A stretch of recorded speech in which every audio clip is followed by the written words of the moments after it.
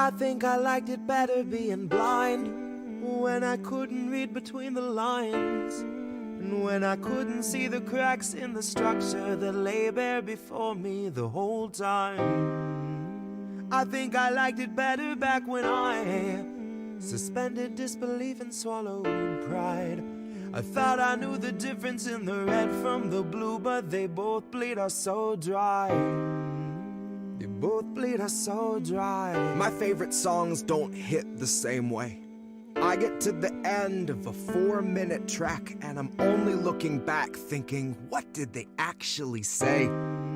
So I try to sit down with my wife and watch TV, but I just see propaganda elevating the police in the simplest of sitcom banter, and tiny little altars full of offerings to corporate masters in every well-planned wide-pan shot of the name brand stocking up the pantry.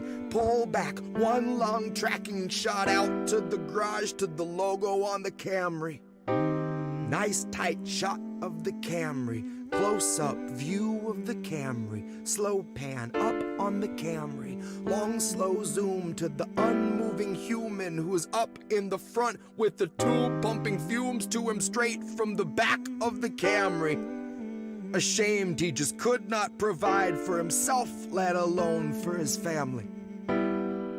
It's a blue pill mindset that spent 2020 making dance beats.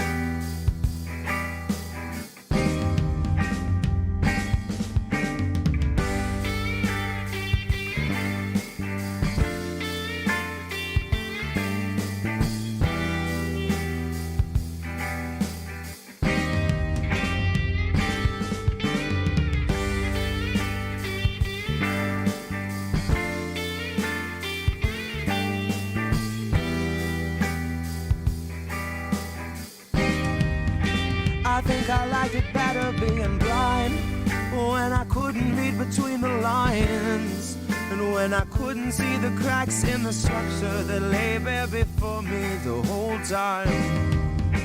I think I liked it better back when I suspended disbelief and swallowed pride, and thought I knew the difference in the red from the blue, but they both bleed us so dry. They both bleed us so dry. Ignorance is bliss, which explains why a lot of us are so fucking happy. Quick to take the trip for all its trappings. Never one to ask what's up, what's going on, or God forbid what's happening. A lot of us would strap into the ride and then spit right in the eye of the guy whose job it is to snap your fastenings. But maybe we're all born with that capacity.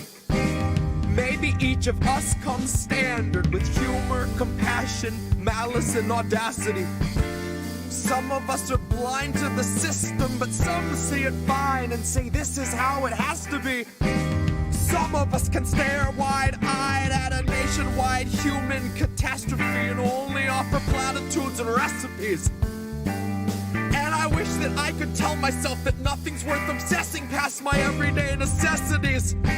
I wish that I could cry fake news over anything that threatened me, tune out our abuses and consume a little levity. Wish that I could offer up my son a smoother destiny. Wish I had some better lessons for how best to answer questions for the things I've been perpetually questioning. But I'm too busy looking at our leaders, wondering what I might be missing from their messaging. Trying to find the reasoning to let 250,000 people meet an early reckoning. And even though I know the truth, it's hard to swallow something that's so literally sickening. Hope is ever dwindling, COVID ever beckoning. Winter slows your breathing, but your pulse is ever quickening. Even though I know the truth, it's hard to keep listening. I'm done with my epiphany, my innocence is blistering. I'd like to think I'd taste the earth before I'd ever kiss the ring. Hard to speak the truth and harder still to keep listening. Sometimes I think I miss being blind, when I couldn't read between the lines, and when I couldn't see the cracks in the structure that lay bare before me the whole time. I think I liked it better back when I suspended disbelief and swallowed pride. Thought I knew the difference in the red from the blue, but they both bleed us so dry. Both bleed us so dry.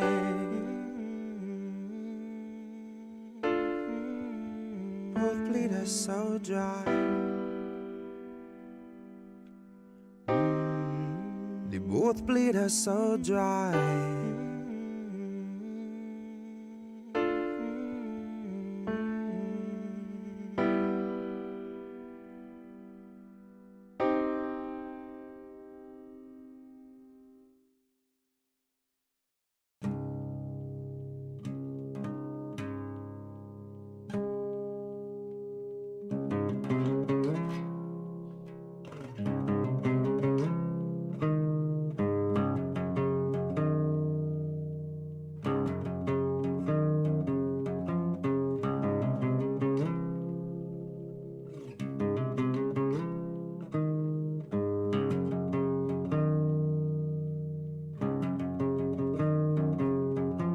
Legend says that Hercules swept Cerberus right off his feet and effortlessly set him down softly as a songbird.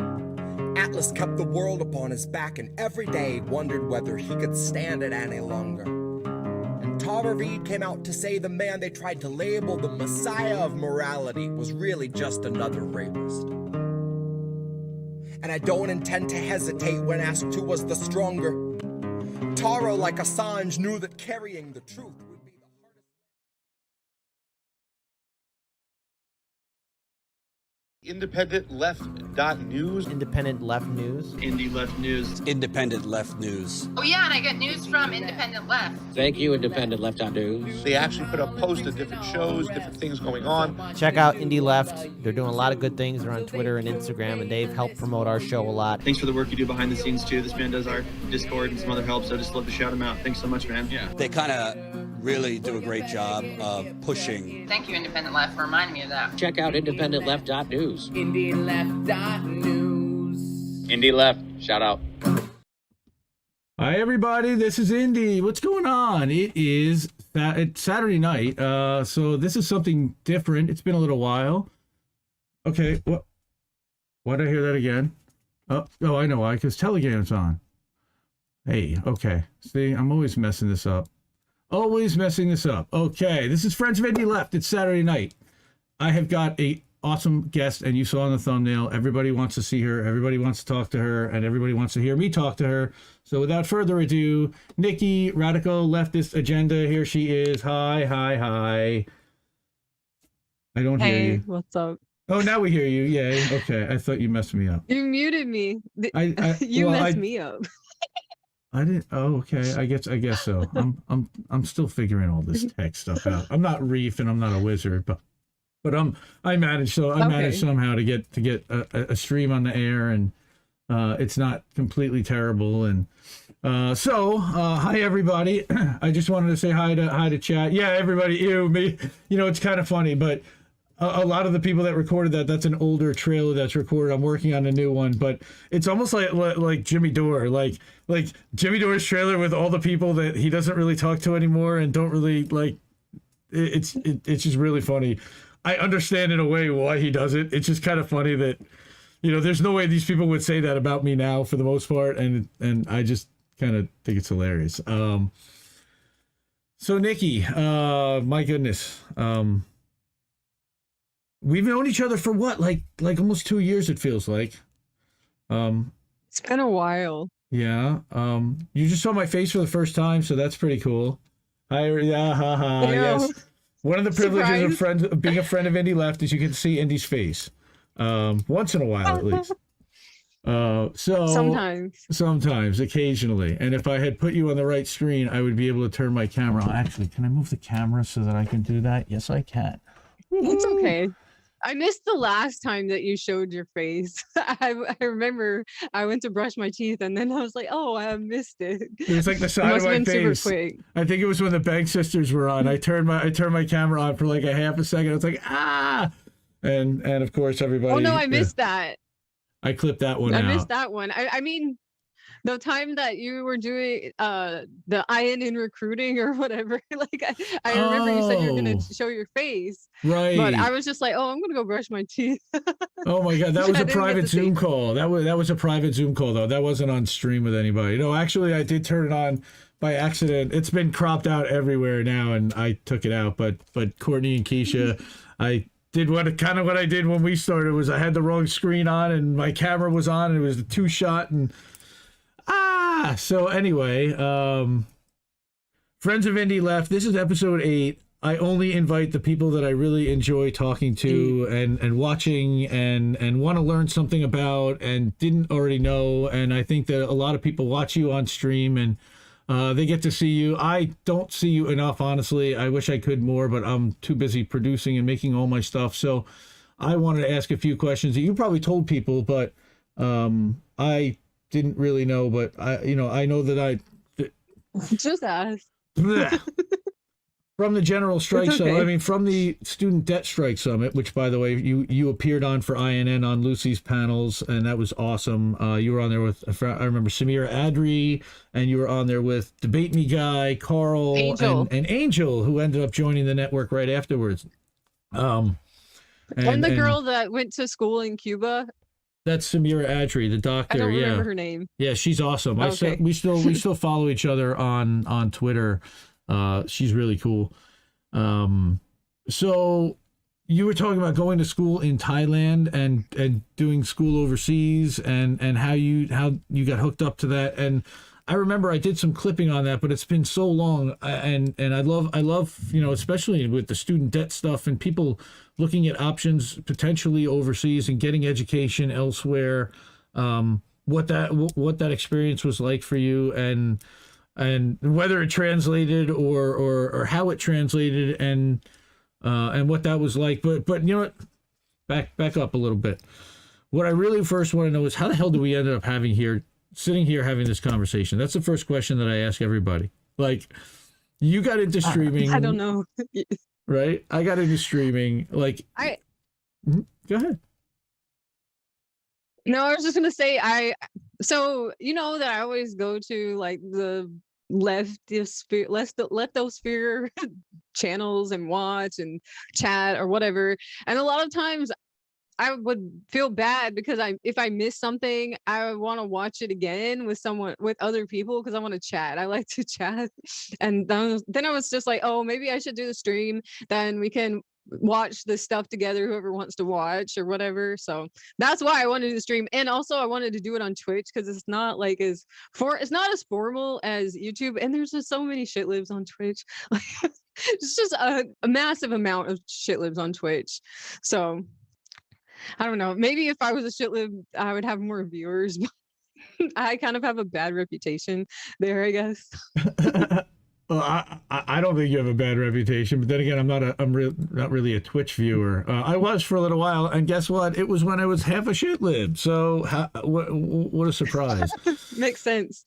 Although I did find a couple of really cool channels. I would shout out Very Handsome Billy. He makes some incredible music late at night because he's overseas in Australia. I like his channel, and he'll like take requests and he'll make some really cool music. And he's like a super talent. He can play every instrument. So he was one of the few.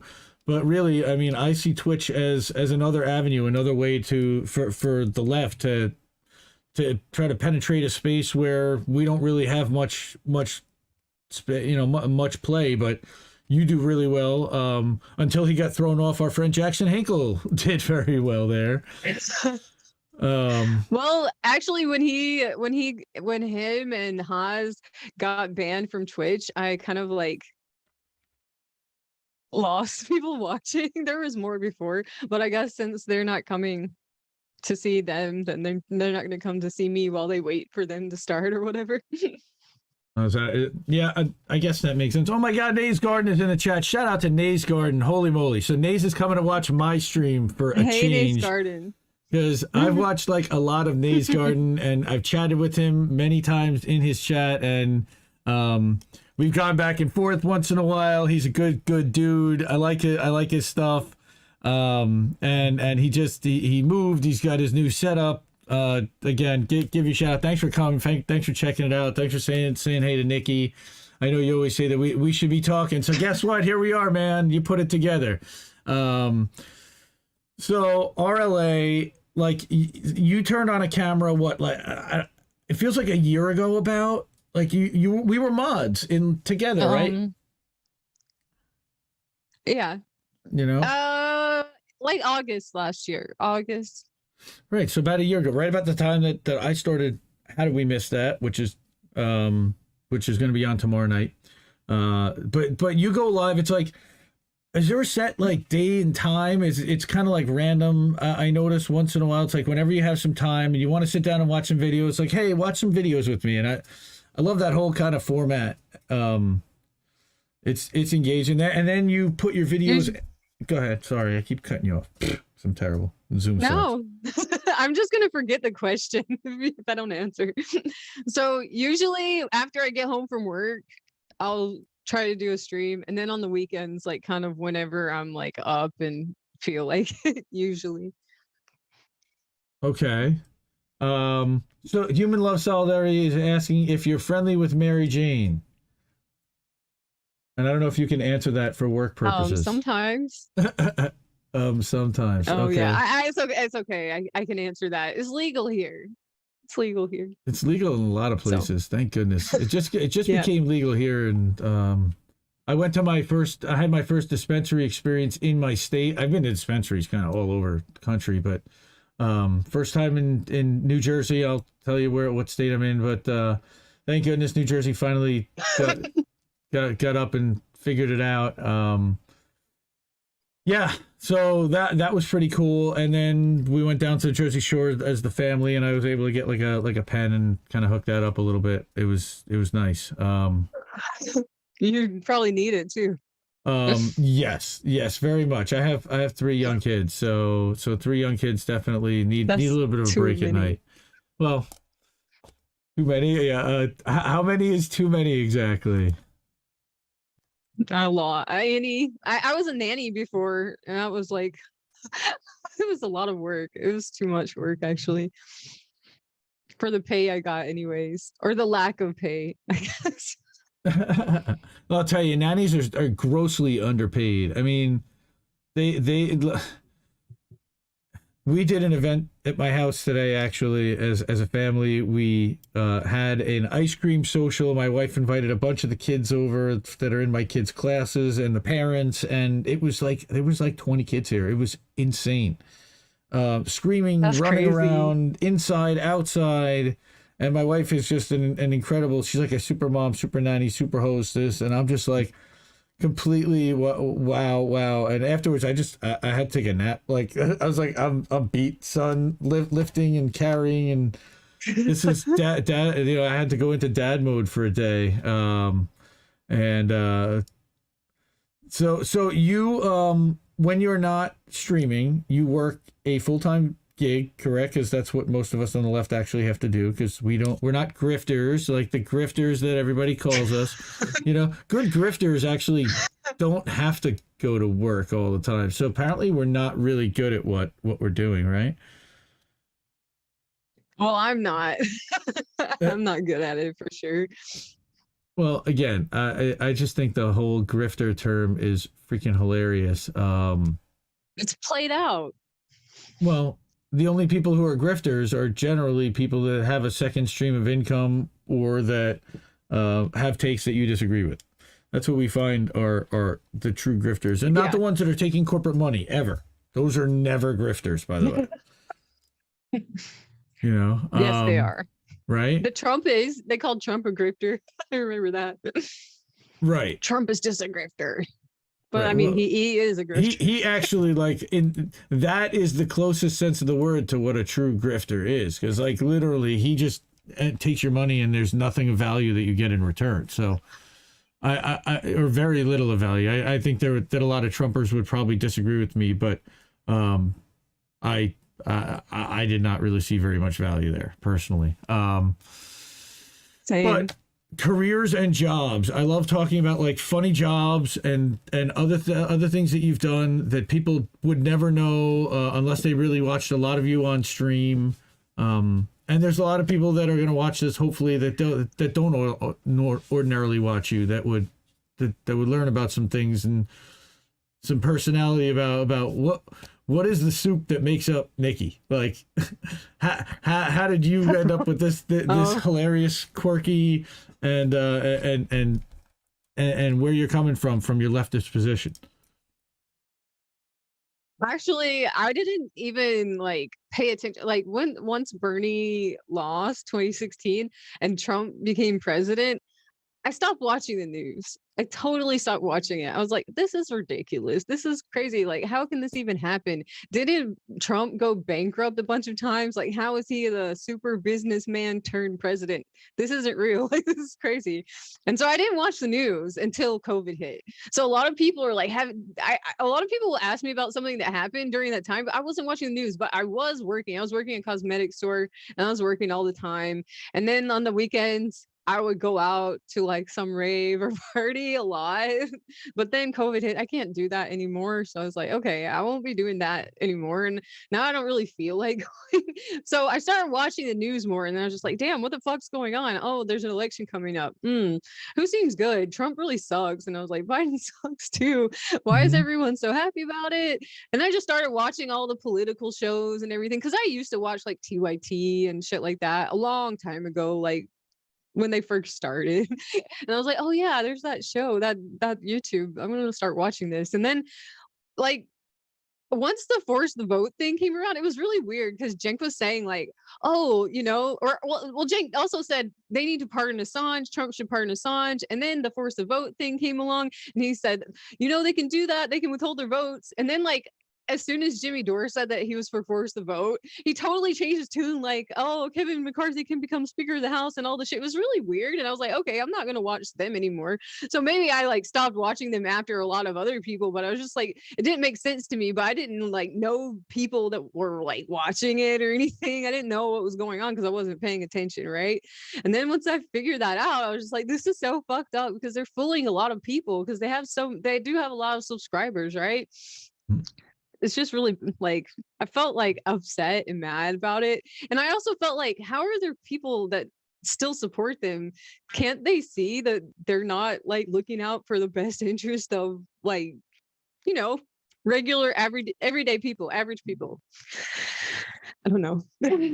Yeah. I don't know how we got there, but no, I was right there. It's really funny because that's kind of the path that I took in a way that I unplugged from corporate news, but I was a TYT fanboy, I will sadly admit. 2016 to mid through 2020, right up through the People's Party convention and Julian Assange. I was even in the TYT army, so like I got to kind of see, again, and I completely turned around on it. That whole summer, I was really kind of separating and seeing the dichotomy of, as I started covering left outlets, and really it was only about 4 months into covering left outlets, which was like, wait a minute, how come they're not talking about anything that Minpress News or Consortium News or anything that MCSC or anything that anyone outside the United States Democratic Party apparatus is really talking about? And mostly they're focused on democratic politics and domestic stuff, but the international stuff is so Trump. Much, it's so important, right? And then they got super focused on Trump too. No, you're right. They got Trump derangement syndrome. Still. Part of that is their benefactor. Well, I think again, Jimmy talks about how Trump is Cenk's mirror, and Cenk is so angered by Trump's rise and success because a lot of it mirrors Cenk's rise and success. Like, that makes sense. That makes sense. I want to give a shout out to Robbie Yeager while I'm on. Oh, fuck Thanks yeah, for dude. doing all of that work. Fuck yeah, dude. He's one of the best people in the world. You know, there's about 5 writers that I absolutely covet and adore, and Robbie is in that. He's on the Rushmore of me for me. For that piece and exposing the funding and the Katzenberg money, but also for exposing the Colonial Pipeline story. And he goes into the Sunrise Movement and Adelson and Bloomberg, and he's just, I mean, there's few better. I mean, and he's turned me on to a few as well. But Whitney Webb is up there. But I would definitely put Robbie right up there in his research. And again, like us, has a full-time job, because on the left, you know, when you want to expose corruption, you can't be playing the corporate game, and you have to kind of have a job and do this not for the money, and not to expose the truth. And I think that's what we realized kind of collectively pretty quick. So most of us realized it in 2020. Again, how people are still in 2022 after Force the Vote, after everything that's happened, and not just Force the Vote, the way that these, again, they treated a lot of stuff now. March for Medicare for All. Again, you talked about, no, please, this is how I want it to be, a conversation where you interrupt me. So March for Medicare for All, you can interrupt me all you want, because I talk nonstop too.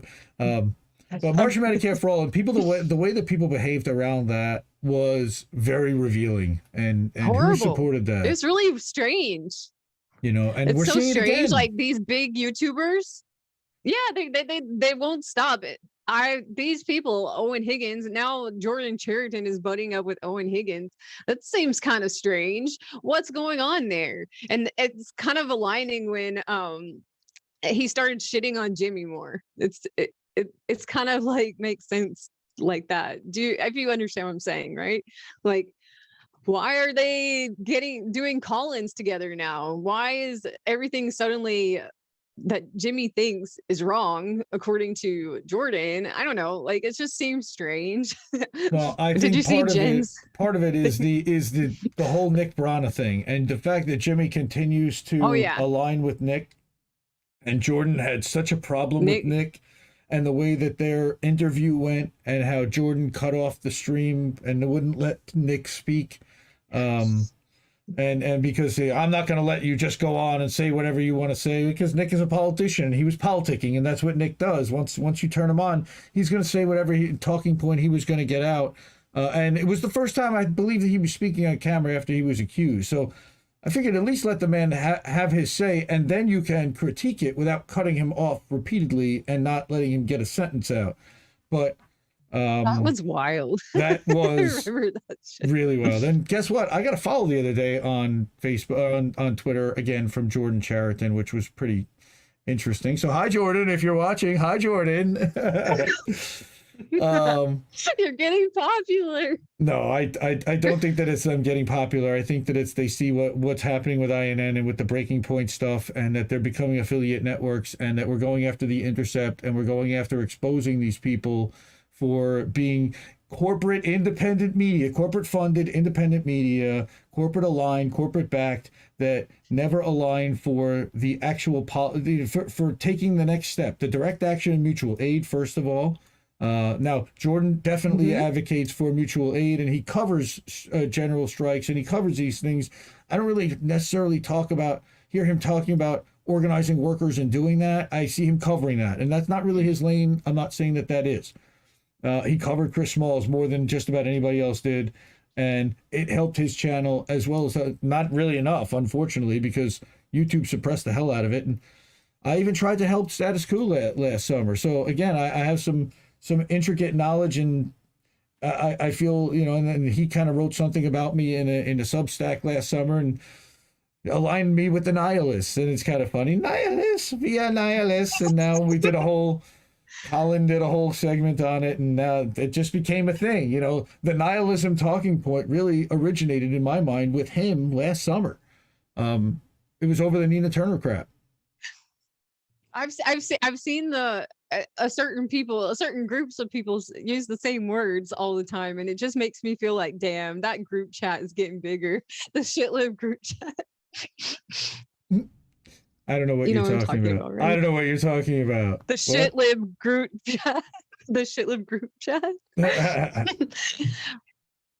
they Yeah. all come out with the same thing at the same time, saying the same shit, and then they tell their audience, and their audience repeats it in all the chats or See, whatever. I don't watch their how channels. fucking obvious is this? I don't. I do. That's DNC. See, and that's one of the things I love watching your channel, because you watch people that I would not ordinarily watch, because if I'm going to spend time watching people, usually it's going to be somebody that I want to cover and want to listen to their take on the story, and not necessarily hear what's David Dole saying about it or what's Humanist Report saying about it. But once in a while, you pop on a Mike Figueredo video to just kind of, let's see what these guys are talking about these days. And you know what? It's important to do Oppo research. And the sad thing is, it's not necessarily Oppo, but they have turned themselves into opposition because of it became TDS to JDS.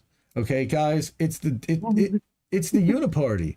All right, and now Jimmy Dore running for president has got to break these people's brains, all of them. I saw Mike from PA on Twitch.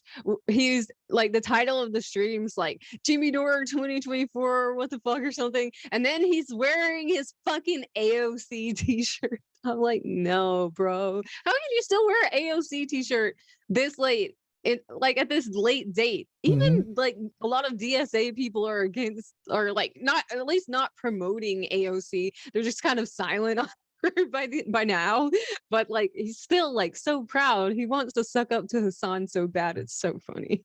It's still like, that was literally, he was on Hassan's election night 2020 coverage. Okay, this is, again, I was half shitlib then. I was a Hassan fan and a subscriber, so I can say, like, I watched all these guys, and I then followed Mike from PA for about 4 or 5 months.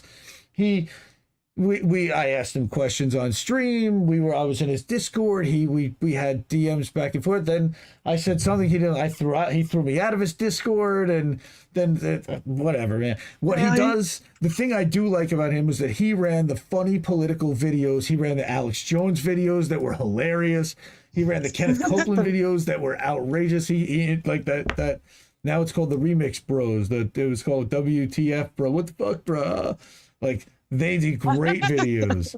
I found out from his channel. So that's the one like thing of value that I got out of Mike from PA.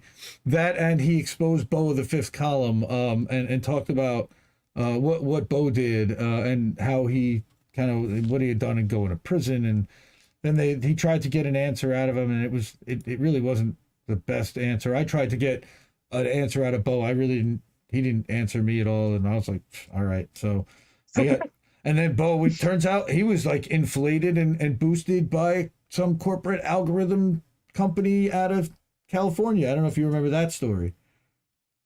No, I didn't hear that. I don't know. I didn't hear everything. So if you let me know, I'm or maybe amazed. I forgot, because I forget shit. So the deal was that in February or March of 2020, some LA group realized that Bo's videos were effective, they claimed, in converting radical right-wingers over to the left, or at least bringing them towards the middle and back from extremism.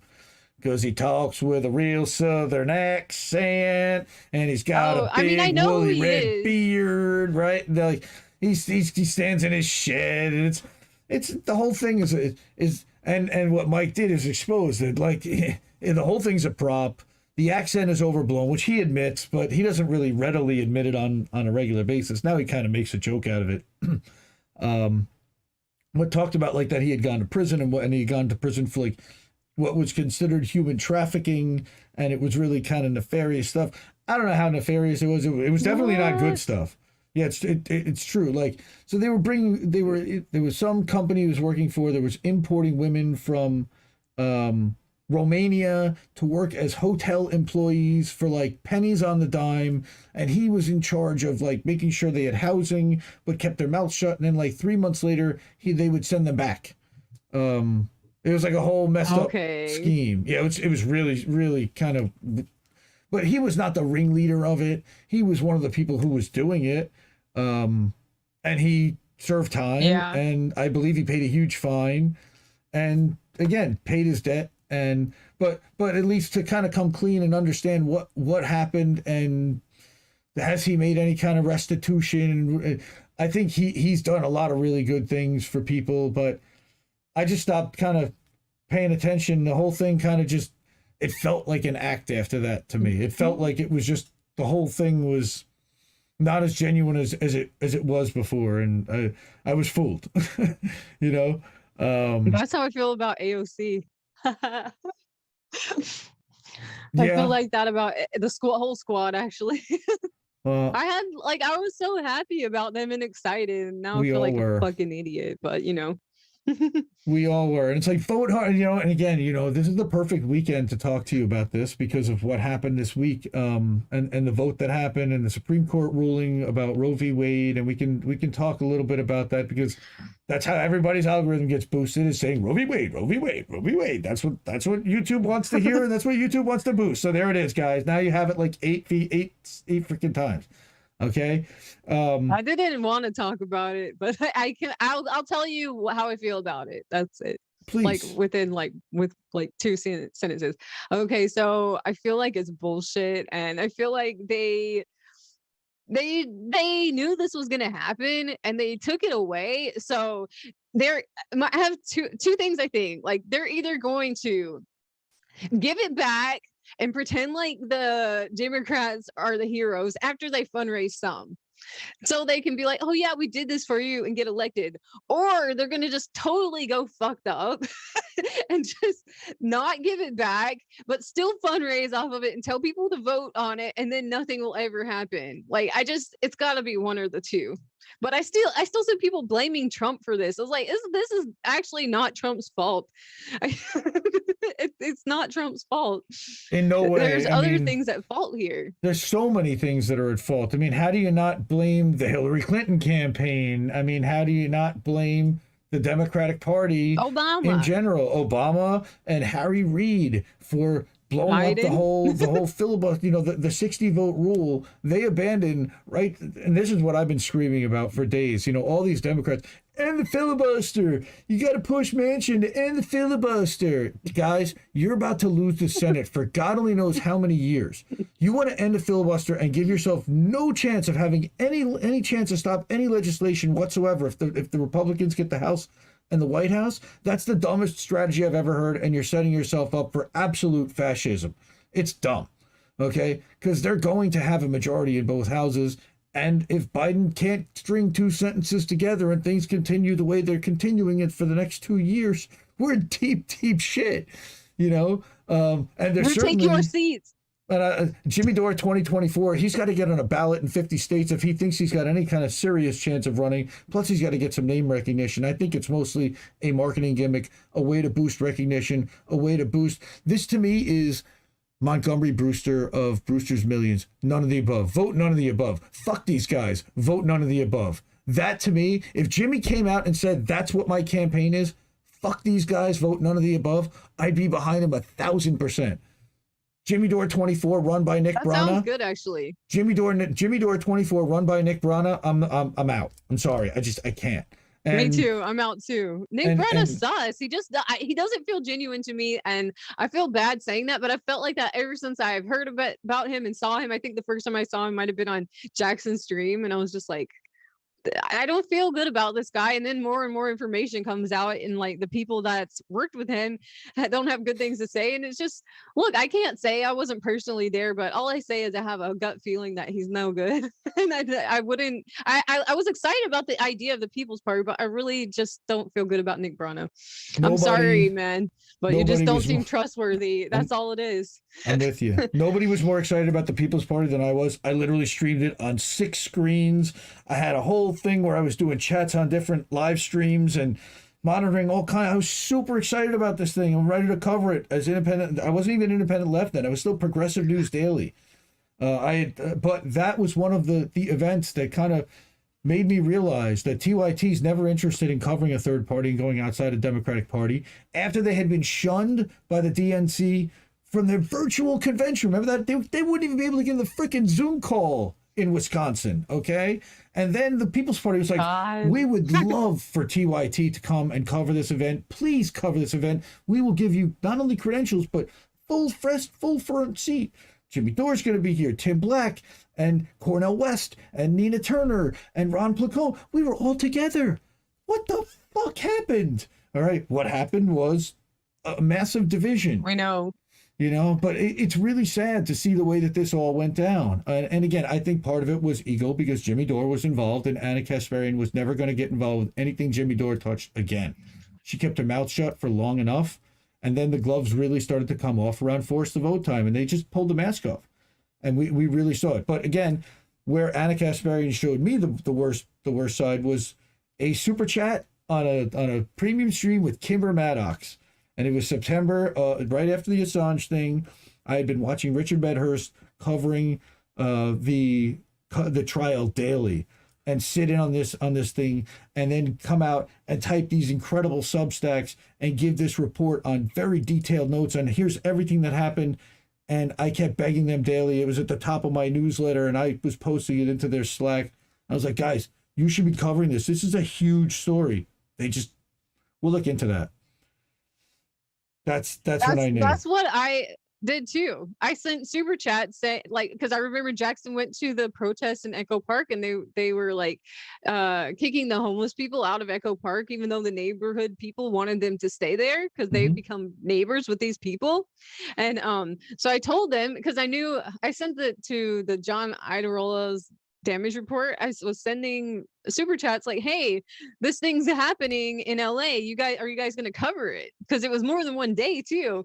And then he's like, oh, we'll look at that. We'll look into that. But later on, I realized, okay, they would never look into that because they didn't say anything about it. And it's just like, this is a big deal. This is a big thing that's going on. How come this leftist or progressive organization channel isn't interested? Like, it seems weird, especially when they all live in LA. And then it came to COVID. And again, an incredibly well-funded organization let go basically everybody but 10 people. All right. I don't know if they necessarily let go of, but they cut way back. If you remember correctly, they created the damage report for John, but then he did a virtual show for like an hour, but they cut that main show back from 2 hours to an hour. They got rid of like a premium show. They got rid of all that stuff. And they were just like, bare bones, we're going to do what we can to survive, but send us money every day. Send us more money. All right. All the time. But Jimmy's the grifter. When every single one of his videos, if I remember correctly, during pandemic was, hey, I know that I got a premium thing, but guess what? Nobody's got a fucking job, so just enjoy the video. That was exactly his thing. All right. But that's what he said. Yeah. All right. For a year, well, that was and his look trailer. At them.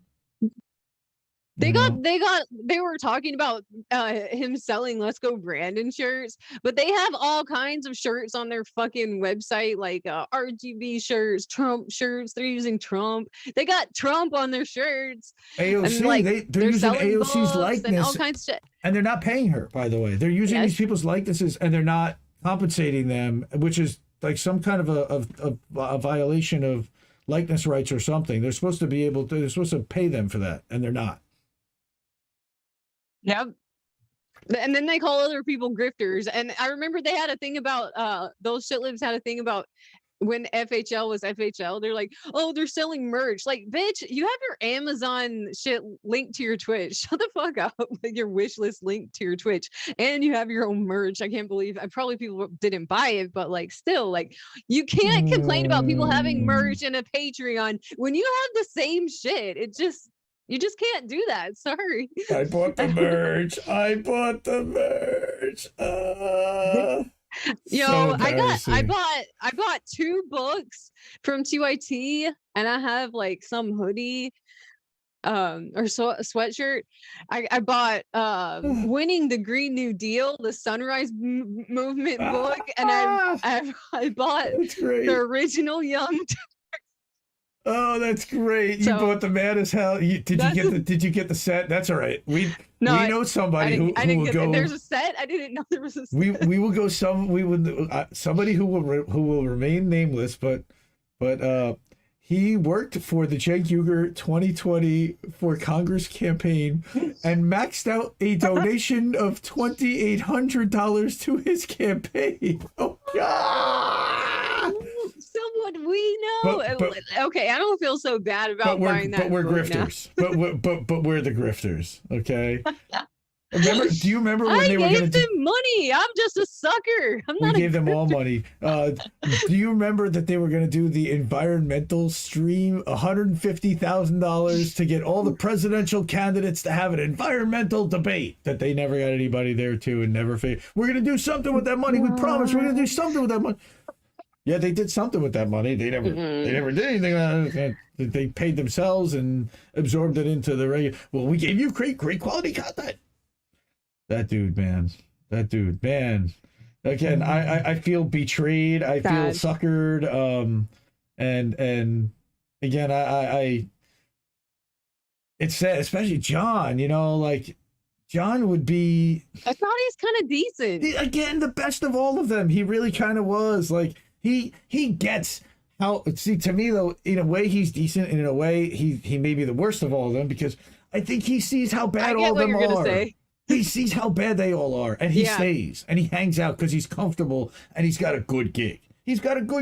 But... And I remember the stream where he was talking about how hard it was for him and his wife to buy a house, and I was like, oh, you can buy a house in LA. And then they end up getting one, so that might be why he's saying, sorry, the sun is like coming in, and it's making me look weird, because it's just that time of day. Well, you look great. You're like, look. you got your Hassan Piker look in the corner. That's like his original stream look, if I remember correctly. Like from that angle with the wall in the corner, like, and then he upgraded. He got the apartment, and then you can kind of see the evolution of Hassan from the apartment behind him, from which he streams. It's really kind of funny. I have not watched or subbed in over a year. And Lucy did a whole thing about from Blue Moon Red Wine, again, Indie News Network. You actually want to watch real streamers, I love her. Real independents, okay, part of a network, a real network of independents that get together and have, and we don't profit from this. We all do this on our own time because we love it, and we're not in it for the grift. We don't take corporate money. That's indienews.network. And Nikki's a friend of the network, and she's been on some of the network stuff, and if Nikki ever wanted to do any more with the network, she's always welcome to do so. But I'm not going to put her on the spot like that. That's terrible. We don't do that. We don't, do we? But she watches a lot of our network members' content, and we so greatly appreciate that because we need friends of the network as well as members of the network. So there's a need and a place for everybody out there to participate in what we're doing. And I don't know if you had a chance to see, but last night, my brother Reef and I came up with a new show and a new segment. Not a new show, but he during Reefer After Dark, he decided to debut this new segment. And the other night, I found a website, and I'm going to do this, Reef. I'm going to steal this for the night. Okay, what is it? Okay, I found a website, and it is an AI-generated face site. So every time you go to the site, it generates a completely fake computer AI face. And what we were doing was making up backstories and who is this person, and we called it who are these people, right? See, you're laughing, you get it already, right? So hold on, I got to now find the tweet that I sent him that started this whole hilarity. Okay, we ended up doing this the other night for about 4 hours straight. Okay, till about 4 in the morning. Okay, I'm not going to. Could not stop laughing hysterically for so long. Hold on. Now, here's the tweet that started the whole thing. Let me bring up my screen sharing. All right, and then let me put I can put our screen share up here. Hold on. Paste this. And we're going to switch to presenter mode. Okay, so you can see that, right? Pretty well? That these faces. Yeah, kind of, but I Kind can't. It's of. not clear. It's all I'm going to show you. blurry. I'm going to read it. So this is meet Amber, Brenda, Michelle, and Sarah.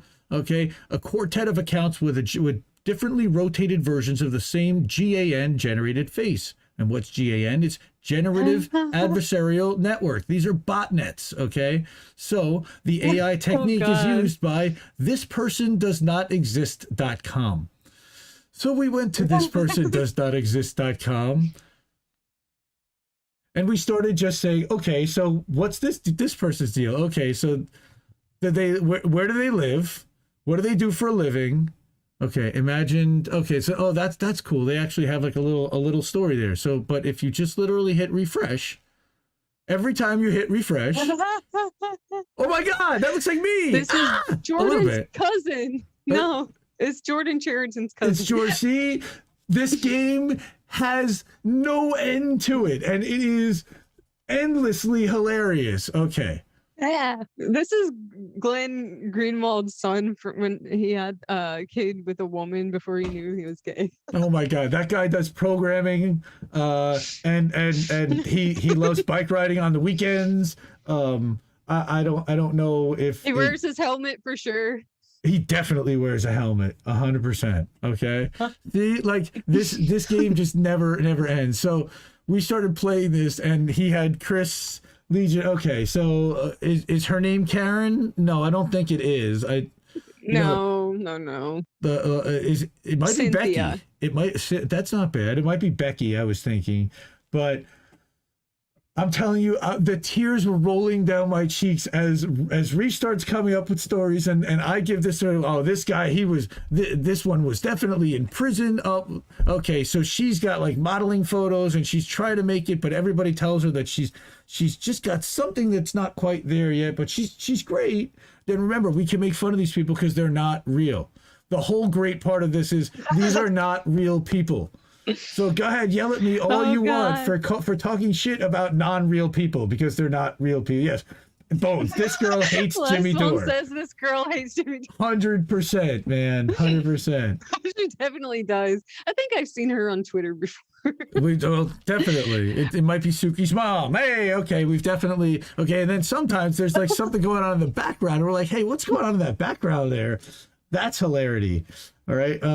That's her twin. I'm telling you. She see, but look what happened to the eye. Because once in a while, the CGI or the AI isn't quite perfect, and it's got like the glint of a mirror off a corner of the eye. So it just oh my whoa, purple hair kid. Okay. Okay. His parents are shit. Or is that pink? For sure. Oh, his parents definitely. Yes, his name is Skylar, or it's some kind of non-binary name. For sure. Let's see. So again, this just it never ends, and you just keep this person does not exist.com, and you can just keep doing this over and over. And so we were thinking about like having like a game. Where's all the guys? A game for points. Where are all the guys? Because it's funny, they were all women. They were all guys. Like that dude. Oh, here we go. Okay, so he works for like a pharmaceutical company, maybe. He's in middle management. I was thinking he works for RNC. Right. Well, he might work for the RNC, but actually he looks more foreign. So he might work for like a foreign pharmaceutical company, but he works in their overseas office, and once in a while he comes to the United States. Like again, you can just make up a whole. Oh goodness gracious. Okay, that looks like Kelly Clarkson and Kamala Harris face smashed. Come on. Maybe it is. Come on. Come on. Do not come. Do not come. I mean, this whole thing just writes itself, okay? And it never ends. So the whole idea that I have is to turn it into almost like I don't know if you ever watched the show on Comedy Central. Rachel Ray wannabe. Oh my God, that's great. So this is even the better part of this game is it's audience participation. Like everybody can join in and say what they think is going on. That dude looked like a Lockheed manager. See, like this is awesome. I love it. From Russian handler. Sorry. Okay, her name is definitely Karen. 100%. It might be Karen Becky. I mean, Karenette. wow. Karenette. And Karenette. she wants to see the manager really, really badly. Okay. But she's smiling about it. Oh, this is the pretend nice Karen. This is so good. Yeah, well, you got her in her smiling moment, but she usually has resting bitch face.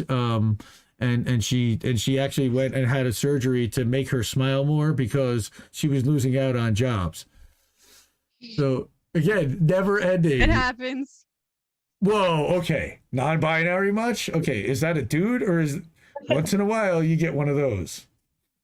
What?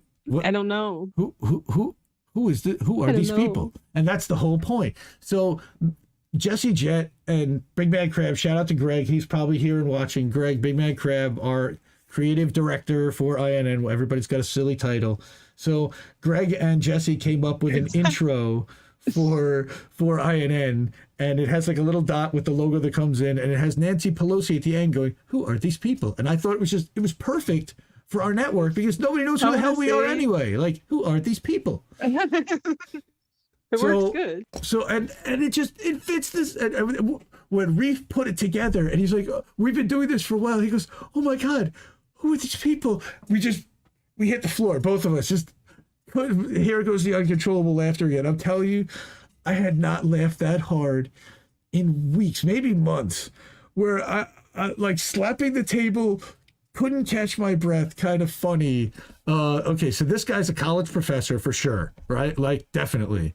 He's maybe like in medical school, because it looks like he's got Pfizer shill. He's got some scrubs. A Pfizer shill, okay. I know a guy. Holy shit! So as it turns out, in my previous life, I know a guy who now, as it turns out, is a right-wing Twitter streamer on Rumble, like hardcore, and he's got a pretty decent following. On Rumble? On Rumble, 24,000 followers. Well, that's a platform for them. A lot. I'm not necessarily going to say what his name is because there's actually somehow there's a picture of me on Facebook with him, because from our previous life when we were both in another industry, I didn't know about his political stuff and he didn't. He brilliant as far as technology and as far as search engine and figuring out how to get content up to the top of Google. So a lot of what the right wing is experiencing, I can almost attribute directly to this guy, because he's one of the best I've ever seen. Oh shit. Yeah. He's on Rumble. It's actually I know who it is now. I happen to I'll tell you offline, but I don't want to say on stream, but he's on Rumble, and he did a pretty decent sized stream the other day. Yeah, Nikki gets, come on, this is friends of Indie Left get privileges. Come on. I don't do this with just everybody. I only do this with the people I really like and I actually consider friend, and that I would actually turn a camera on, which and let you see my face. So again, I'm in a right-wing industry and I'm in sales, and I don't want to potentially. I'll explain why I don't turn on my camera and one of these days maybe I will. I don't want to potentially turn off a customer or align anything that I'm doing with the company that I work for. And make anybody that I work with look bad. But I certainly feel the way that I feel, and I'm passionate about amplifying independent streamers and independent news outlets and countering the corporate narrative that's out there and identifying the bullshit that's being spread by both by both parties, which is actually the Uniparty. Shout out to Whitney Webb for really coining and really bringing that whole narrative in vernacular into my world, because they did. I played into the whole red, blue, left, right narrative.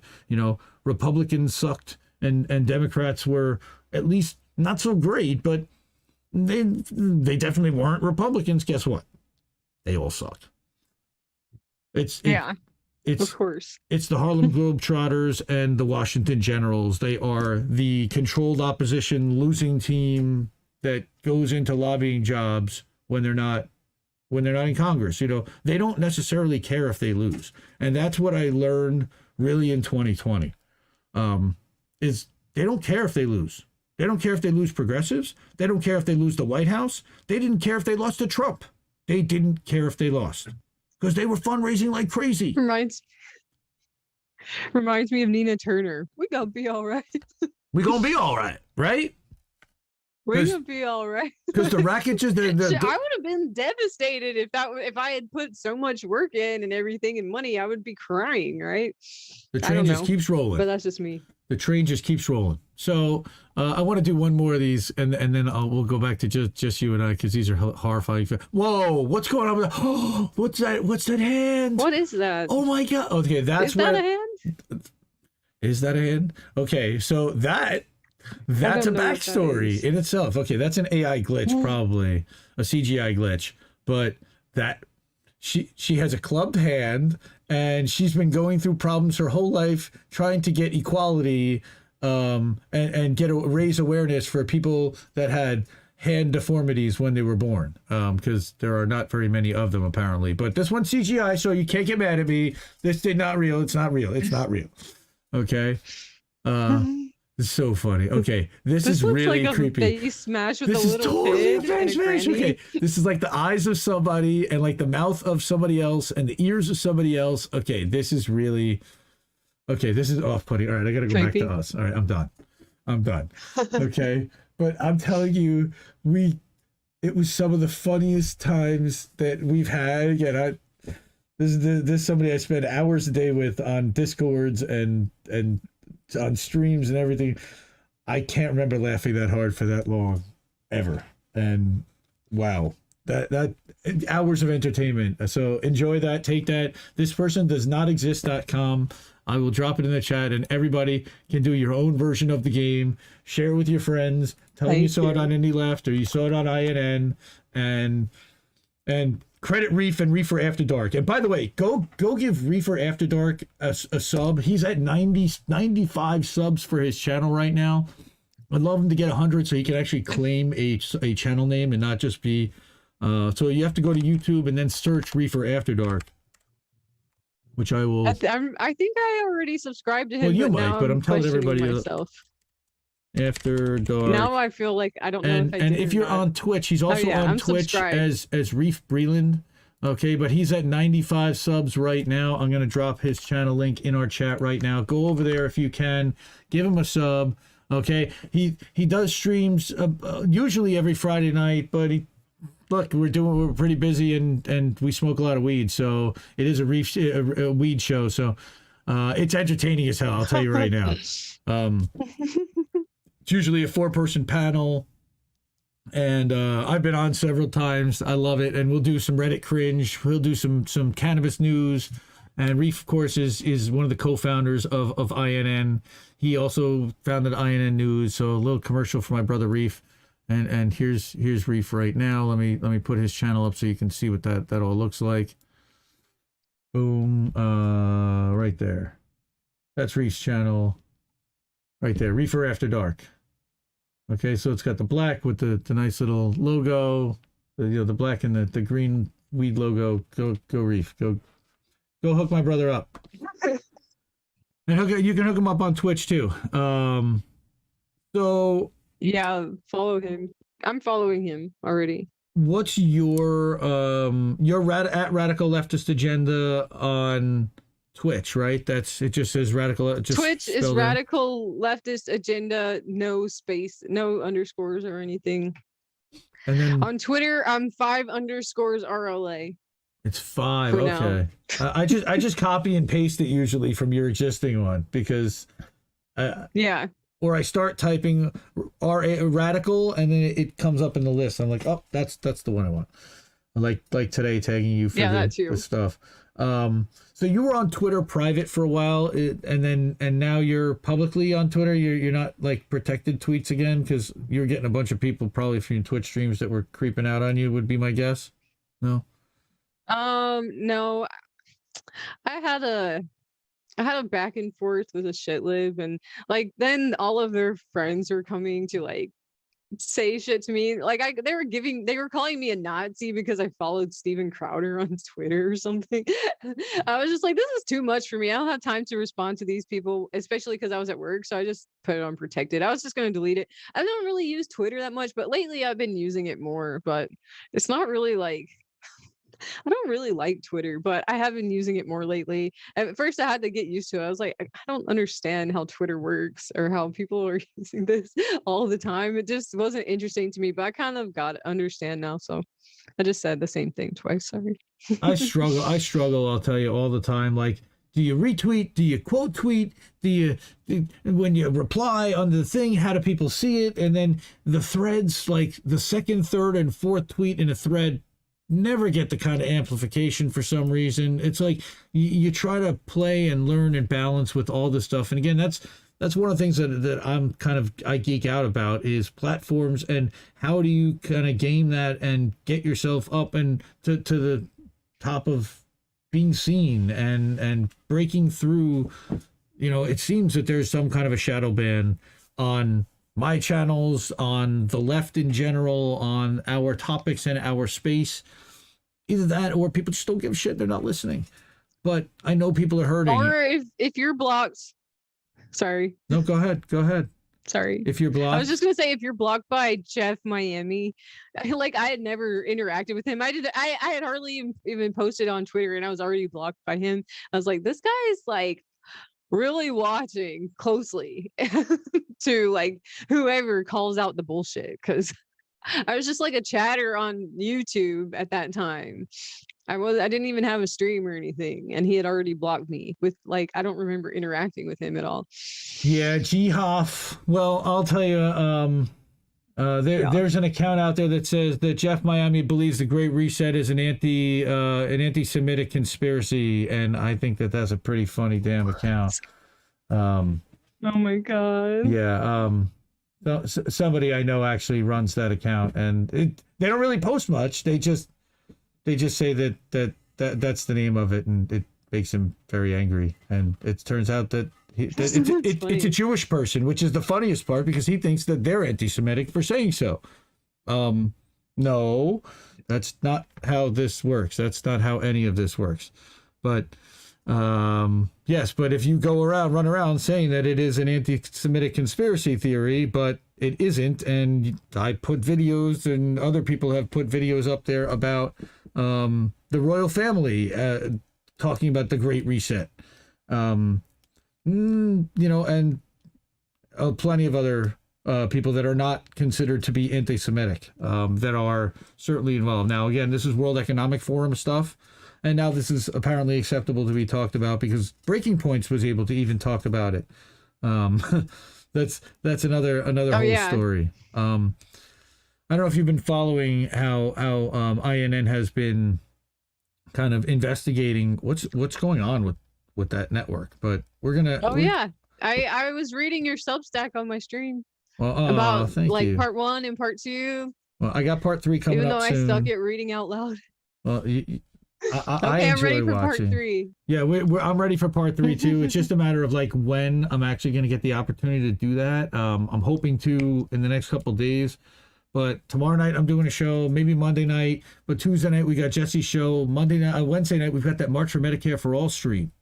That's at 9 o'clock. Oh, shit. We're going to be co-hosting that on all the Indie News Network and Indie Left News channels. It'll be on Real Progressive channels, and it'll be on Savage Joy's channels. On Rockfin, on every other platform where we stream. So we're on, I think, 7 different platforms: Rockfin, Odyssey, YouTube, Twitch, Twitter, Facebook. So, and Telegram even. We're live on Telegram. Nobody's watching, but we're live on Telegram too. Yeah. I figured I had to go live on Telegram. You can go live on Telegram? You can go live on Telegram. Cool. Yeah. I made one. Don't use it that much. Sorry. It's interesting. It's almost like a Facebook fan page in a way where they can follow and then they can engage and have a conversation either under a specific chat or there's a whole separate like channel just for the followers to have a chat. And people I've seen that before, but I haven't used it much. I like it. What I like it for are the secure peer-to-peer chats, and I don't know how secure it is, but it makes you feel more secure than a phone call, I guess. You see those 4 little icons up there. It's like, oh, okay. Well, at least somebody's doing something to encrypt something. They claim that it's end-to-end encryption and unbreakable type of encoding, and sometimes you just don't want to have the federal government listening in on your phone calls. So I do a lot of phone calls through Telegram, actually. And we have a backup group because our Twitter, we also have Twitter DM threads, but we don't put out narratives. We talk about and disseminate narratives, and we go, oh, look at this guy putting that out here, and we can all bust that out.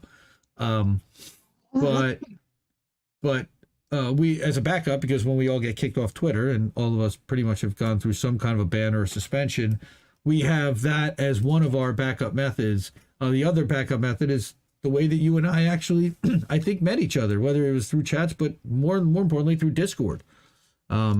Discord is a life-changing platform and application if you want it to be.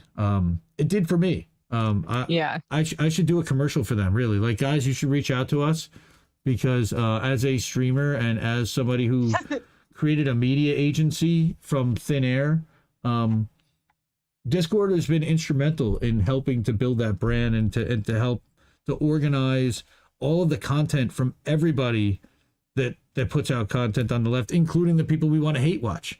So I have an entire category, an entire section in my Discord, right, of the squad apologists. And it's the David Dole channel and the TYT channel. And you can search and find their content. Well, our friends at RBN were looking to do some kind of a stream about how much these guys had talked about police violence and talked about police reform in the 2 years since George Floyd. And I was able to really quickly and easily do that research and find the number of the actual videos that they had released that had police or George Floyd or anything by using Twitter, by using the Discord search. It was really badass. Nice. You know? Nice. Hey, in the chat, I saw that Les Bones told you to get on Call-In. I've been listening to more Call-Ins lately. I Ultraviolet did one the other day. Shout out to Ultraviolet anyway. Love Ultraviolet. Shout out to Ultraviolet. She's awesome. But I can't stand Call-In. I don't like the fact that you don't know who you're going to be talking to. So it's complete randos, and you can certainly get trolls and people that you don't want to talk to showing up in your conversation. There are definitely people I don't want to talk to and don't really feel like I need to talk to. So I'm not going to. And Owen did a call-in. I listened to it the other day. You should have called in. It would have been funny. Well, see, that's just it. Like, I've had several times, like, hey, so-and-so. I have done a couple of call-ins. I did a call-in show with Ryan Knight. I did call-in. I called in. Really? Yeah, he asked me to be on his show, like, as a code thing. It was great. I mean, I enjoyed that, but mostly it was just I think I did listen to that. That was fun, man. Let me tell you, he that guy can talk. And shout out to Ryan. He's also really, really good. His arc has been one of my favorites on the left. You know, from being a paid Warren supporter and a complete shitlib, where we all were at one point, to daily railing against the duopoly and talking about the corruption that's out there and how the Democrats are begging for your vote and doing absolutely nothing for it and calling it out on a daily basis. He gets people so mad and he gets such hate and he's got no power. I think I retweet him like every day. I've got his tweets on alert. Like, there are some people, because the algorithm definitely doesn't show me all their tweets, unless you put them on alert. So that's a little hint for people. If you find that you're not seeing somebody's tweets that you want, click on the bell and set them for alert for a little while, and you'll be able to see every tweet that they have. It's a little annoying for a little while, or once in a while they'll get on a storm, but you can mute them for like an hour or 15 minutes or a day or forever. One of my favorite follows is Afeni. And she goes on a tweet storm. That woman goes on a tweet storm. I love her. She was one of the first friends of Indie Left, and I was so honored that she was willing to come on and have a conversation with me and tell me about like how she does what she does and how she mixes activism with streaming. And she really hasn't done very much streaming and since, and this whole left streaming and communicating, she'd rather be out in the streets doing what she was doing yesterday, and she's just fierce, and I support her. And everybody go support Freedom Fighters DC. Go hook up Afeni. Cash App $RED REDD is REISARI. Throw her a couple of bucks. Support Afeni. She does so much work to fight for women, for uncorrupted candidates, for the Howard strike. I mean, she's taught me so much. She's been such a great teacher of mine. Seriously, I can't revere that woman enough. She's so And cool. I like her. She's cool, and she's a smoke show on top of it. And she wouldn't mind me saying so. You're right. So I was just watching something. I think she was recording for Revolutionary Blackout before the sneaker this ball stream started. Mhm. I don't. Yeah, I think that was her video. Yep. It should have been. Oh, she was there. She was. I was just watching that, but I didn't see all of it, of course, and I didn't see the start of it, but it was good. We love RBN. Do a ton of work with Sabby and JB. Ultraviolet's in the stream. Yes, Ultraviolet. We just shouted you out. The Ultraviolet was trying to organize General Strike. We're friends on Discord. Oh, lots of friends of indie left here. I love this. This is so cool. And we all kind of, again, look at all the Hinkle mods that were in here. All the Hinkle mods that are in Indie News Network, from Colin and Les Bones is part of the network, kind of. He's helping us on the back end. And he's hopefully doing some more social media stuff when he wants to, and we'll give him some crap that he's got to do more with us. Because we need a lot of help. We need thumbnails. We need editing work. We need graphic design. We need everybody. This is an all hands on deck kind of thing, and there's stuff for everybody to do, even if it's sharing links of streams when people are live, because there's 23 of us. We put out content all the time. It's insane. As the guy who kind of What tries happened to be the change? He's been kind of no. I'm glad you asked. I haven't seen him for a while. Todd's on Instagram mostly. He's at Be The Change YT on Instagram. He has been doing some amazing gardening. He does biking, and he's been spending a lot of time with his family. He just hasn't been doing any streaming, though he did say he would come on and do an INN news. I believe he was going to show up for the 6-month anniversary INN stream, but I think that he had a conflict that day. But he definitely wanted to make it. Love Todd, such a good dude. What a great dad. And again, grows the most amazing vegetables. Go follow him at Be The Change YT on Instagram. Okay. They're show quality. Yeah, and you can see pictures of his daughter. She's adorable. That's Florence. And again, I didn't look at the pictures. I love that dude. He started. See, now that's a guy inspired by Force the Vote. And it's inspired by the March for Medicare for All. Had never turned on a camera, and just turned on the camera and started streaming and started talking about what he liked and what he was doing. Next thing you know, he had 500 people watching him. Like after 500 followers after like a month or 2 months. It was pretty quick. I really liked what he was saying. I liked his videos. They were good. Yeah, they're really good. And he was reading some books on screen. I actually hosted him on Independent Left one night, and we did an interview way back on his channel. Before INN, but he was one of the first people I had thought of as like, this guy's got something on a channel that we don't really see anywhere else. And maybe you see it a little bit on BreadTube, and you probably had spent more time on that. But I still think like, a dad, and he's kind of granola-y, but I love him. He's so mild mannered, but I love when he gets fired up on stream and he starts cursing and he gets, oh dude, it's so sweet. He's just a sweetheart of a dude, and he like lives out in Oregon, and he's just kind of nature guy, and the guy who you would imagine bikes to work at a campus kind of guy, love him to death. Be the change. Hey, Miguel. So what happened to Be The Change? Bess from Millennial Splaining. She's also, shout out to Bess. She has not been feeling so well, but hopefully she'll be back soon. She's been having some back troubles, but she'll be back, hopefully doing some more interviews and podcasting. Because Millennial Splaining, that was a lot of fun I like too. her too. She's great.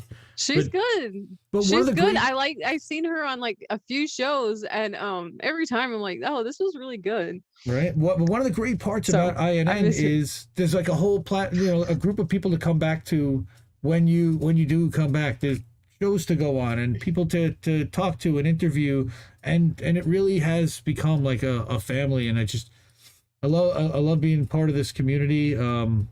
All the lefty streamers, and I appreciate all the people that watch all our streams, because we're all just fans.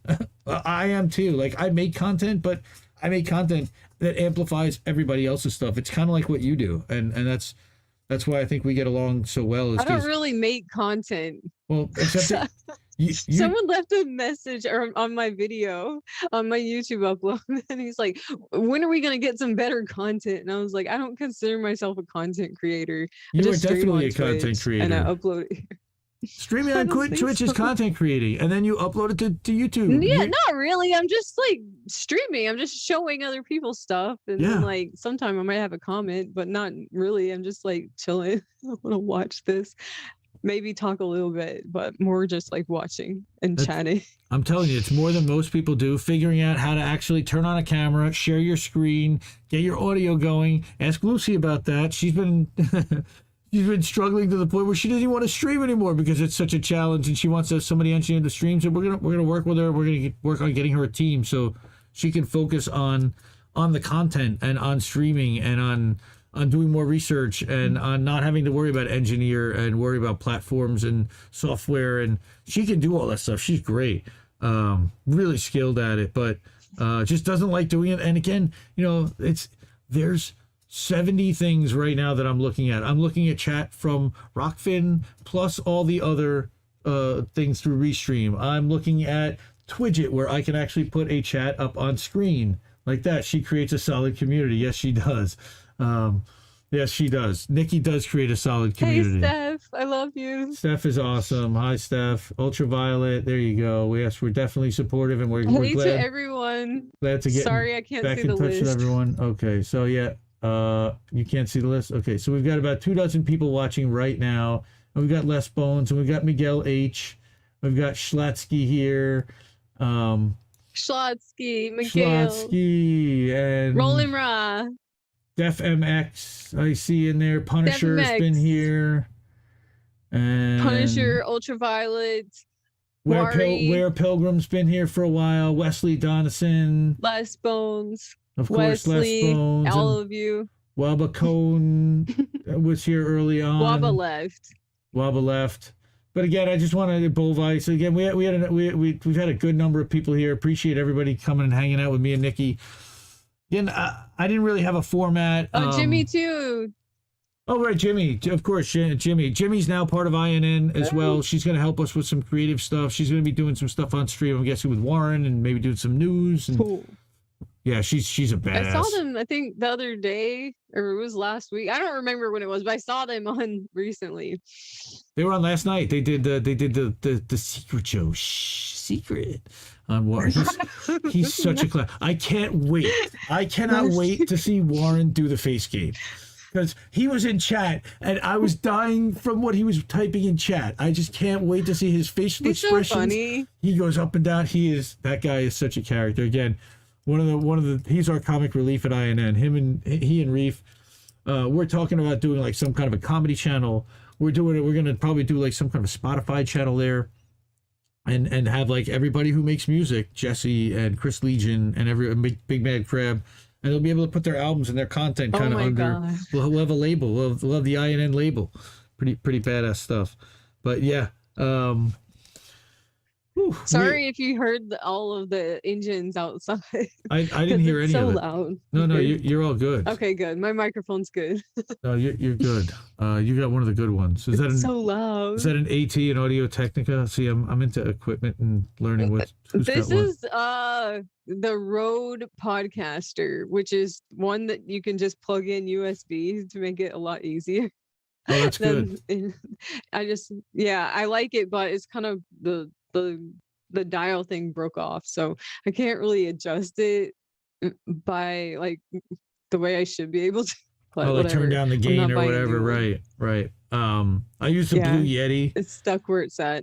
Which doesn't work with Mac apparently. That's a popular one. Yeah, it is. A lot of people use that. I got it at Staples. It's not like it was like Staples. I went to any kind of crazy store or anything. I got it at Staples.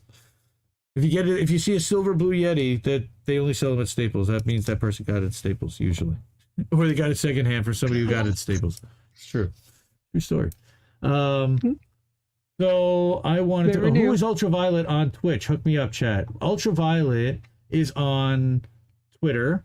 Ultraviolet is on Discord. Ultraviolet is on Callin. She's on Callin. If I search Ultraviolet, what is her handle? It is Hex the Kyriarchy, and I'm going to put her link in chat right now. So yeah, that's you, and we've got your link. and you're hooked up. But I I appreciate already you follow her. So. coming and hanging out. It's always good to see you and talk to you. Maybe one of these days we'll get you on here. We'll talk about some stuff that you're up to. We'll talk about general strikes. We'll talk about some of the other issues that are going on in your world. Definitely interesting. She has a lot more information than I do. I need to listen to her. I'm surprised you listen to me right now. I'm just talking about bullshit stuff. Well, we need to talk about bullshit too, because there's a lot of non-bullshit going on, and people need a distraction too. I cover news like nonstop, and it's horrifying, and I need like brain cleansers, and Reef is constantly yelling at me to stop and like, dude, stop covering, stop answer. I don't, like, all day, and it's just like once in a while. Because I know Reef's all funny shit, but so I want to hear something serious. That's why I watch, because but I like some of that funny stuff too. But I want to hear something serious too, because this is news, right? How did we miss that news? I thought. Well, we try. We're going to try. I'm getting back to a newsy format tomorrow night. I am going to show a couple of STFU Shitlib Joe's videos tomorrow night. Those are good. I love those. Oh my God, they're so good. Shout out to Joe. I love Joe. I love you so much. You're the best. And now, dude, the one with the Russell brand so and the good. INN. The one in the beginning with the Russell brand logo and the INN logo. I'm like, oh, that was like so good. And they're all just one better than the next. What independent media thinks about Joe? Joe Biden. He's pushing them out like every day. I feel like there's a new one. Is there one today? Maybe I should have looked for one. I didn't see one. Did, but I wasn't really on Twitter. He did, but he pulled it down after a little while. I messaged him like, dude, like, it seems like it's a little too aggro towards AOC specifically, and it, like, her detractors be like, violence. It's exactly the way the way that he set it up. It looked like Jimmy was really angry at her, and it's like, he's angry at everyone. Yeah, he's angry at her. We're all angry at her. But that. I'm like, I think he deleted the tweet, but like, dude, I'd like to see him like yelling more at like leadership and people who are actually in power and complaining about people that can actually do something. Versus, yeah, we got her to do that. We know she's not going to do anything now. Like, at this point, if you're still arguing about what she's not doing, like, come on, we know. We know it.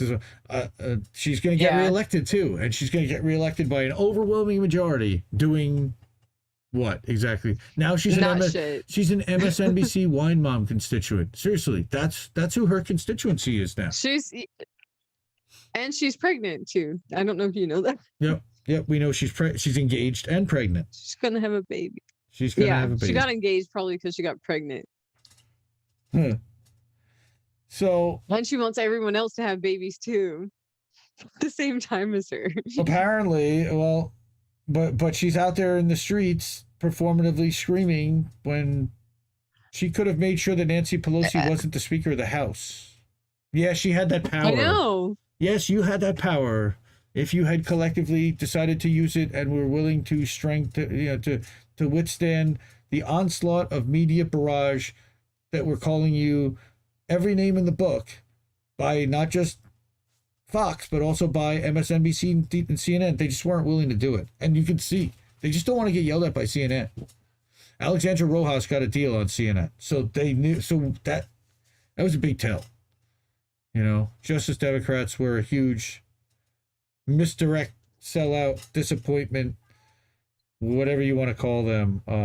Sad. It's so sad. It is. I mean, we got like 95% of the way there, and then they just yanked the whole rug out. But then again, maybe we never really were, because they allowed it to get that far before they kind of pulled the mask off and went, aha, here's what we really are. You know, because the establishment, would they have stopped them at every time, at every turn? Somehow, you know, I don't think that they wanted to see Joe Crowley lose necessarily. Was Nancy Pelosi happy that it was Crowley and not her? Yeah. 100%. Better him than me. Pelosi.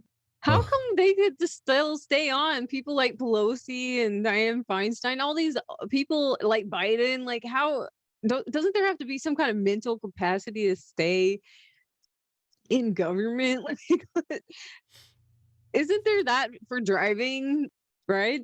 It's But you can still run the country. right. Oh, Joe Biden would definitely be failing that right now. Oh, what was that? I just want to say that. I mean, come on. That was wow. You take your seat. Did you see that thing? Oh my The God. note card thing. Oh yeah. Did you see it? Yeah. That's so you funny. do this. You do that. She does this. It's like literally telling him step by how to eat a peanut butter and jelly sandwich. Too much. This is fucked up. Yep. All right. I'm gonna. Sorry. I don't have like a finisher or a thing. I'll give you a chance to plug some stuff. The only other thing that I plans for 20, like other streams that you're going on and stuff that you like to watch. Anyone else that you want to give a shout out to that I don't necessarily watch. I know you watch like Willie Bragg. He's kind of funny. We follow each other now on Facebook. I want to say thank you to everyone that I know here, and I want to give I want to recommend on Twitch Leftist with 3 T's, and on YouTube Parasocialite. Even though I think he's taking a break now, still subscribe to him because when he comes back, his stuff is really good. I think that you will like him if you like this. If you're a friend of mine, then you're probably gonna like them. And yeah, you can follow me, Radical Leftist Agenda, Twitch and on YouTube, and 5_RLA on Twitter if you want to follow. And all of her descriptions and links are in the doobly-doo below. I recommend a link tree if you don't have one already, and it's a good way for people to find all your links and then donate. Wait. One more shout out. If you're not following the Tara Reid's channel or podcast, what are you doing? Yes. And yeah, I really like that one. It's been really good. The last few ones I've gotten to see and listen to. Well, thank you. Super good. Good guest too. Thank you, because you're talking to her executive producer, actually. You may or may not know. I know. Yeah, I figured you knew. I already know that. But go shout out Tara. But yeah, go follow Tara. She's now getting on Rumble. She's on every platform we're on. She's on Rockfin, YouTube, Twitter, Twitch, and Odyssey as well. She's on Telegram /Tara Reid, READE, or /Tara Reid author. Thank you for mentioning that. She has been getting some killer guests lately. Monday night, she's going to have Wyatt Reed from Sputnik on. She's had a couple people live from Donbass. Eva Bartlett was on last Saturday night. I actually got to meet her and engineer that stream. And Courtney and Keisha were on a couple weeks ago, the Bank Sisters. And follow Camp Dada and support Camp Dada. That is another really important direct action that the left is trying to organize Retweet for. them. They're great. I love those girls so damn much. And every day they just impress me more and more. I was listening to their live stream when they were talking about Owen Higgins calling. It was good. Is that the one, The Truth About Savage Joy? Because, oh yeah. Because but it sucked because a lot of people were making points in the chat and they weren't interacting with the chat. That was the only sad part because it was a live stream. But other than that, it was good. They do another stream afterwards where they kind of go through the chat. I remember, if I recall, like because they can't really go through it. I don't know. So if you watch, if I you was go at to their work, channel, so I didn't know. Yeah, they do another video where they go through the chats. But yeah, they're great. Oh, okay. Yeah, they're on Rockfin now also. That makes sense. I didn't know. Everybody's on Rockfin. Go to rockfin.com. You can /IND Left News. You can sign up for free. You don't have to pay to be on the platform.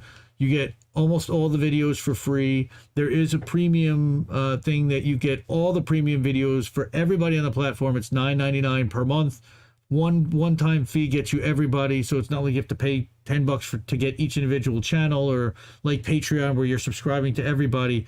Rockfin really is a badass platform, and I'm glad they're supporting us. We're at almost 1,000 followers on Rockfin already. We've been on there since the end of March. We've been on YouTube almost 2 years, and we just got to 1,000 followers. So Rockfin has been a great platform. Really? Yeah, it's been incredible. But again, we put out a lot of content, but I've also been using Rockfin to amplify the people who aren't on Rockfin. So, for example, if you wanted to put one of your streams on Rockfin, we could do that, and I'll hook you up. We'll figure out a way to get the Rockfin audience exposed to you and bring you over to bring them over to your channel, and also as a way for me to be able to show the Rockfin people, hey, look at these other quality streamers that you don't have on your platform that you might want to think about giving a channel to. And we've seen Marcus Cage and the Bank Sisters and Extra Booyah and who else? JB Font have all started to get Rockfin channels. And again, we're all getting deplatformed. They're getting censored. We're getting content strikes. We're getting copyright strikes. We're getting all kinds of stuff. We're being hit constantly. And Rockfin is kind of a safe haven against all of that, on top of the fact that it's ad-free. So if you're not a premium YouTube subscriber and you're annoyed by the ads, Rockfin will never show you an ad. And they're the only platform that won't show you one. Oh, that's good, actually. Right? That's a hook. That's a reason to actually go to Rockfin, because I can't stand those freaking YouTube ads. And same thing with Twitch, honestly. You know, and I'm streaming this on Twitch, but I'm also streaming this on Rockfin. I can't be a Twitch stream partner, but I don't really care. I never really plan to be. I will only just co-stream to there, and whoever wants to check it out and raid me. And you're one of the few people that actually does watch me when I go live on Twitch. Mostly I find sometimes the audience. I just raid you. Oh, you're awesome. I appreciate that, because you bring people over, and raids are awesome. I hear YouTube is actually going to be implementing something like raids, which is really cool. They do. They do. You can raid because I saw Jackson raided Haas a few times, but I think you have to set up something like put in some kind of code somewhere or something. I think it's not automatic or something. Oh wow, badass. Okay, or make yourself available to it or something like that. And you can gift subs now too on YouTube. Oh, get out. Okay. If you're monetized. Yeah. Well, hopefully pretty soon, because we hit our 1,000 subs, but we're not at 4,000 watch hours yet. That's a whole other racket. Like, think about how much YouTube is monetizing people's content until they get to monetization.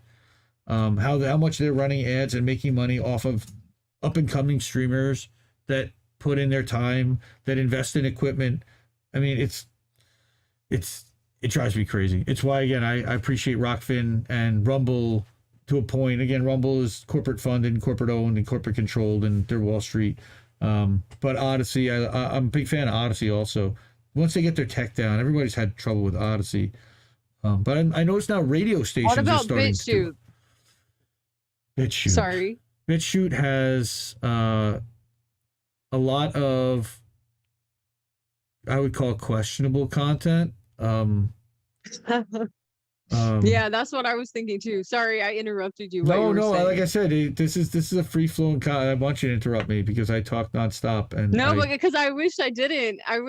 Because I kind of like started to hear what you were going to say, and then I started talking, and then I wanted you to talk about whatever you were going to talk about. But yeah, Rumble definitely does need a dark mode, Les Bones. I totally agree. But BitChute, I have not been on BitChute and uploaded videos there. You know, I'm on, I think, 7 or 8 platforms just for video. And every time you upload a video or do a clip, you've got to put it in all these different places. Figuring that out, and the more platforms you get on, it's just, this is one of the things Rob and I, so shout out to Rob Durden, if you're not following Rob Durden, Political Fight Club. Rob Durden and I have known each other for a year and change, and we've always been kind of friendly, and we get on streams, and he joined INN together, you know, was one of the founding members. We made a show a couple weeks ago called INN One-on-One. Again, I don't know if you've caught any of those, either of those. I think I was watching that, but I just didn't know the name. I just saw you guys were there together. That's all I remember, because there's too many. I don't remember all of the names. So what we're really talking like, about? Oh, you're on.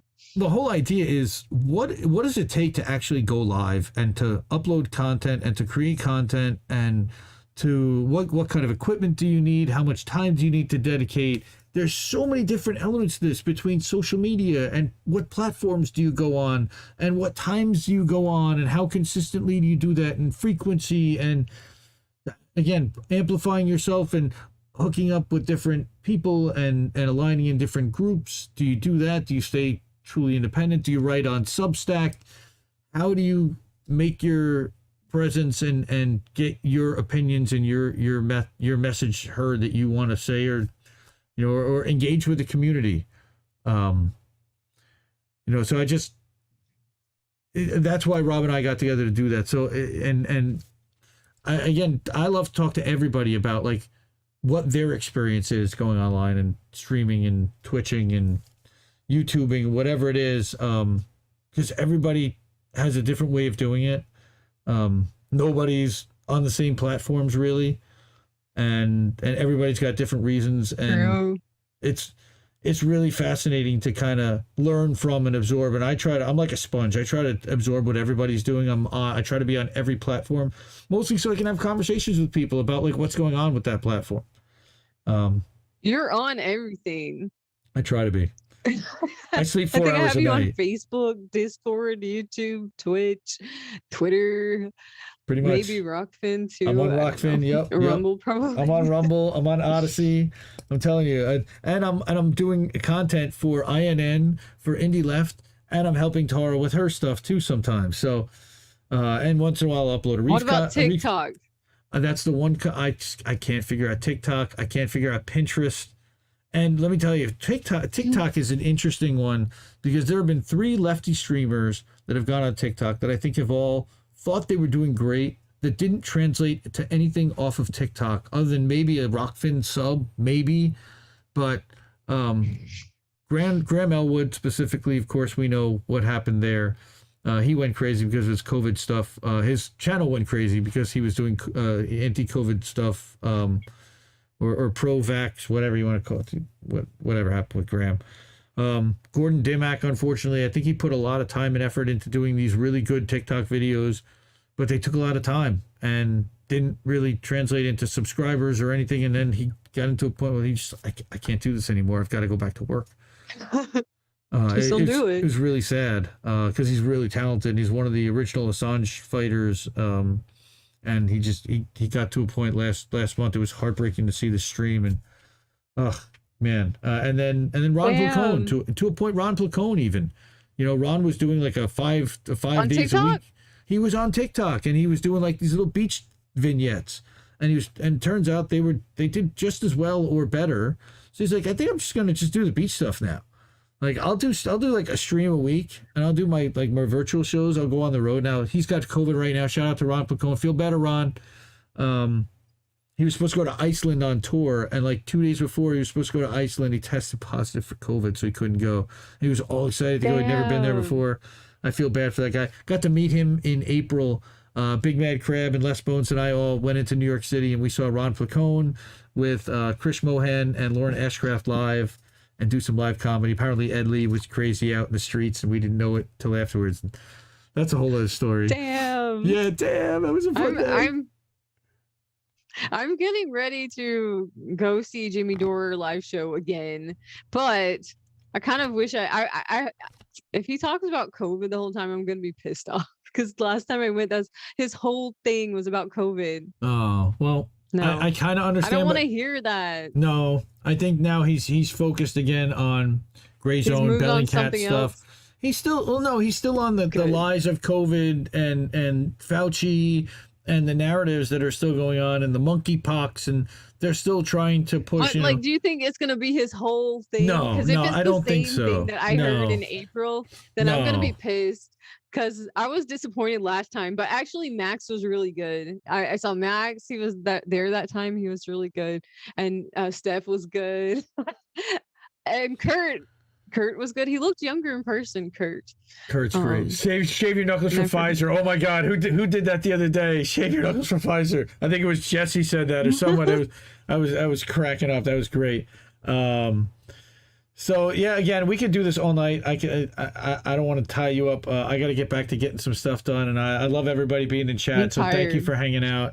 But I appreciate you talking with me and us talking some trash. I told you there was going to be no format. It's nothing formal or anything. But I just love talking to you, and we don't get to talk on stream. We get to chat, but we don't get to actually talk. So this was fun.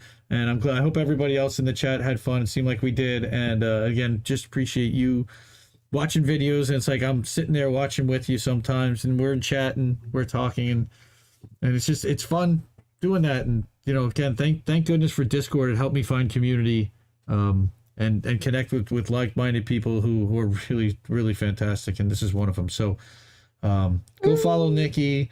Love her to death. She's awesome. Thank you so much for coming on and talking with me and humoring me for an hour and a half when I told you it was only giving an hour. And we'll do this again maybe sometime soon. But this has been Indy, and I would say continue questioning everybody's narratives and motivations. Thank you, everybody. Good night.